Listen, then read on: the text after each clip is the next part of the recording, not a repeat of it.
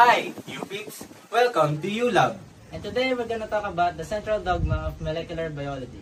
Central dogma of molecular biology is a theory that states that genetic material flows to only one direction, from the DNA to the RNA transcribed into proteins. It may sound like a simple process, but there's lots of components and systematic processes that we're going to be tackling today. What are we waiting for? Let's get right into it. First and foremost, we must learn about the main or important process in the central dogma of molecular biology. First is replication in DNA, and then translation into RNA, and finally transcription into proteins. We will also be tackling gene expression later on, an important process in the central dogma of molecular biology. But first, let's have a recap. What is the DNA? DNA is a genetic material that holds the instruction for the development and functioning of all living organisms. How about the RNA? RNA acts as an intermediary between DNA and proteins, carrying the genetic information to the ribosomes, where it is used as a template for protein synthesis.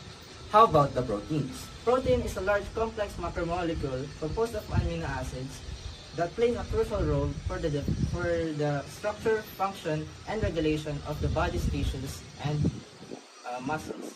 In the central dogma of molecular biology, proteins is the final product of information from the genetic flow. Coming from the DNA, the genetic material gets translated into RNA and then transcripted into the proteins, which is the macromolecules that fuel the cellular activities of our cells. Now that we have replenished our knowledge, let's get right into it. Let us first discuss the first step of the central dogma of molecular biology.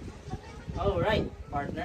What was it again? The central dogma of molecular biology outlines the processes of genetic information through the DNA replication, transcription, and translation. The first step is DNA replication. Oh, right. But what happens during replication? During replication, the double helix strand duplicates and that creates two identical molecules of it. Only one strand of the DNA double helix is utilized for the synthesis of mRNA. Again, only one strand of the double helix is used during this stage. But why is it only one strand? Because while DNA consists of two strands, only one strand serves as a template during the translation process, and similarly, only one strand of mRNA is read during the process of transcription.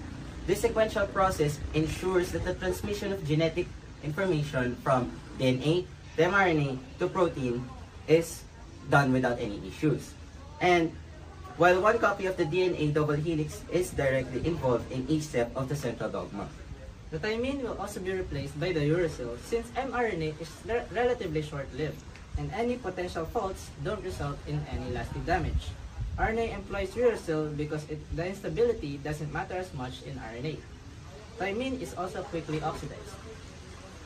Whoa! How about the last one?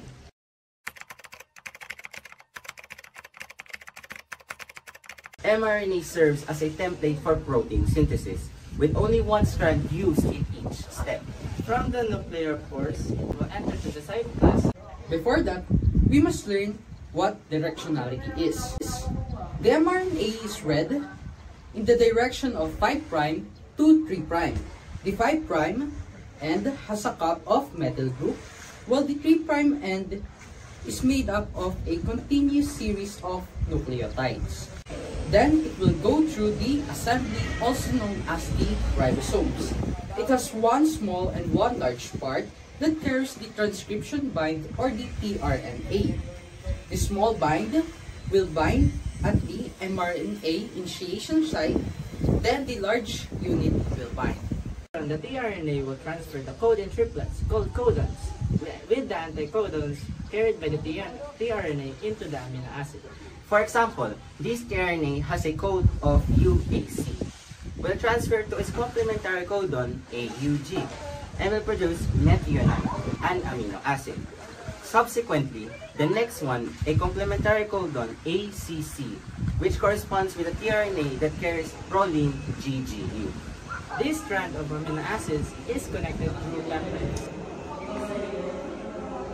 At the end, there will be a stop codon which signals the ribosomes that the synthesis is finished. Go. If you're asking, how will the tRNA know the codon that it will attach to? Here is the chart that we are going to use in order to identify this strand of amino acid. As you can see, the AUG code of codons align to the methionine, an amino acid which is usually the start of the synthesis.